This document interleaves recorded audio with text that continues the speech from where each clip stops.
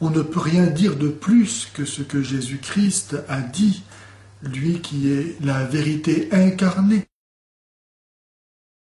Que pourrait-on dire en effet de plus que la vérité? C'est pourquoi tout prétendu envoyé de Dieu après Jésus-Christ ne peut être qu'un imposteur. Après l'ascension de Jésus-Christ au ciel, on ne peut que approfondir, expliciter le contenu de la révélation qu'il a porté à son achèvement parfait et donc définitif.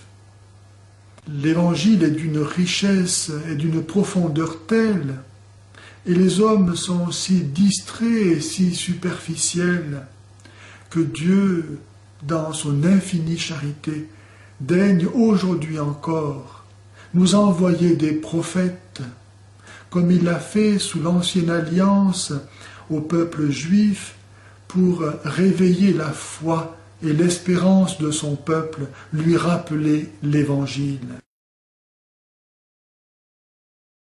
Sœur Josepha Menendez, qui vécut au début du siècle dernier, à Poitiers notamment, doit être certainement comptée au nombre d'entre eux. Comme à sainte Marguerite Marie, à sainte Faustine, Jésus s'est manifesté à elle.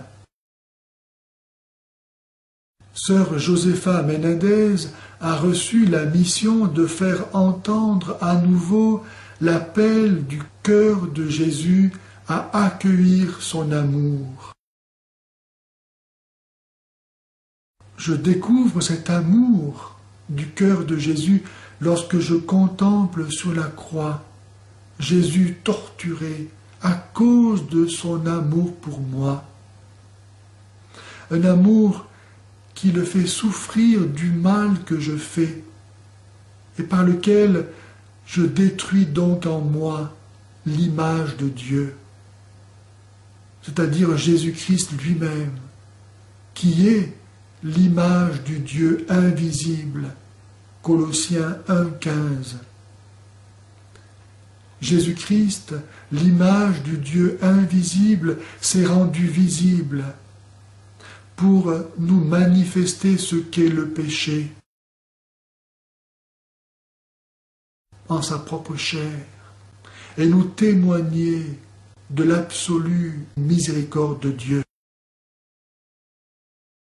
Seule la rencontre de cet amour de Jésus, inconditionnel, parfait, absolu, saint, a le pouvoir de faire tomber en moi toute résistance, toute dureté, tout obstacle à l'accueil de l'amour. Enfin, je peux croire que l'amour existe, que je suis aimé, et que donc je peux à mon tour, moi aussi, aimer. Seul cet amour est capable de transformer mon cœur de pierre en un cœur de chair, un morceau de fer jeté dans un brasier ardent et lui-même transformé en feu.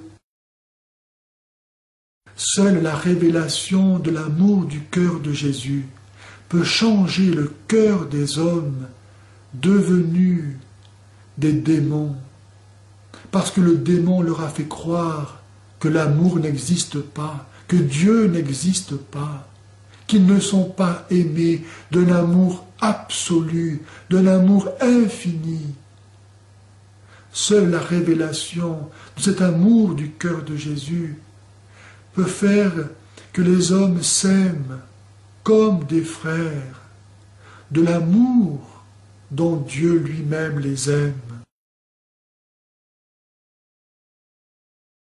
Je vais vous lire un extrait de ce livre intitulé « Un appel à l'amour » et qui a vraiment le pouvoir de changer la vie de celui qui veut aimer en vérité. « Je suis l'amour, dit Jésus.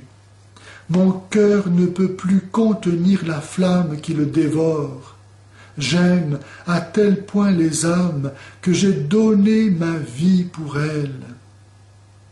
Pour leur amour, j'ai voulu rester emprisonné dans le tabernacle, Depuis 20 siècles, je demeure là, nuit et jour, voilé sous les apparences du pain et caché dans l'hostie, supportant par amour l'oubli, la solitude, l'indifférence, les mépris, les blasphèmes, les outrages, les sacrilèges.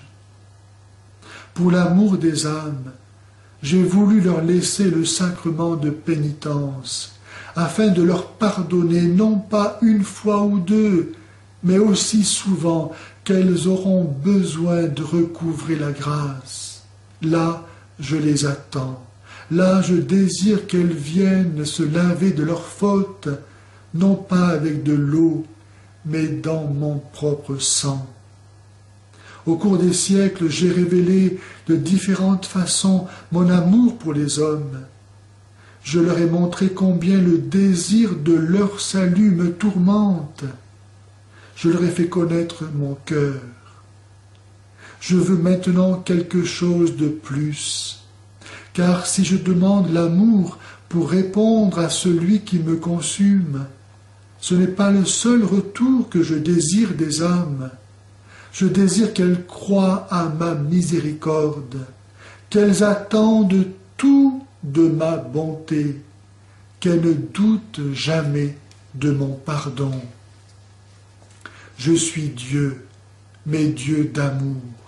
Je suis Père, mais un Père qui aime avec tendresse et non pas avec sévérité. Mon cœur est infiniment saint, mais aussi infiniment sage, et connaissant la misère et la fragilité humaine, il s'incline vers les pauvres pécheurs avec une miséricorde infinie. J'aime les âmes, après qu'elles ont commis leur premier péché, si elles viennent me demander humblement pardon. Je les aime encore quand elles ont pleuré leur second péché. Et si cela se répète, je ne dis pas 1 milliard de fois, mais des millions de milliards de fois, je les aime et leur pardonne toujours, et je lave dans le même sang le dernier comme le premier péché. Je ne me lasse pas des âmes, et mon cœur attend sans cesse qu'elles viennent se réfugier en lui, et cela d'autant plus qu'elles sont misérables. Un père n'a-t-il pas plus de soin de l'enfant malade que de ceux qui se portent bien? Pour lui, sa sollicitude et ses délicatesses ne sont-elles pas plus grandes? Ainsi, mon cœur répand-il sur les pécheurs avec plus de largesse encore que sur les justes sa compassion et sa tendresse. Voilà ce que je désire expliquer aux âmes. J'enseignerai aux pécheurs que la miséricorde de mon cœur est inépuisable. Aux âmes froides et indifférentes, que mon cœur est un feu qui veut les embraser, parce qu'il les aime. Aux âmes pieuses et bonnes, que mon cœur est le chemin pour avancer vers la perfection et arriver en sécurité au terme bienheureux. Enfin, aux âmes qui me sont consacrées, aux prêtres, aux religieux et aux âmes choisies et préférées, je demanderai une fois de plus qu'elles me donnent leur amour et ne doutent pas du mien, mais surtout qu'elles me donnent leur confiance et ne doutent pas de ma miséricorde. Il est si facile de tout attendre de mon cœur. Aime-moi et ne crains rien de ta faiblesse, je te soutiendrai. Tu m'aimes et je t'aime, tu es mienne et je suis à toi. Que peux-tu vouloir de plus? Que notre Seigneur vous donne, par son esprit, d'entrer par la plaie de son cœur dans son amour et d'y demeurer pour l'éternité. Ainsi soit-il.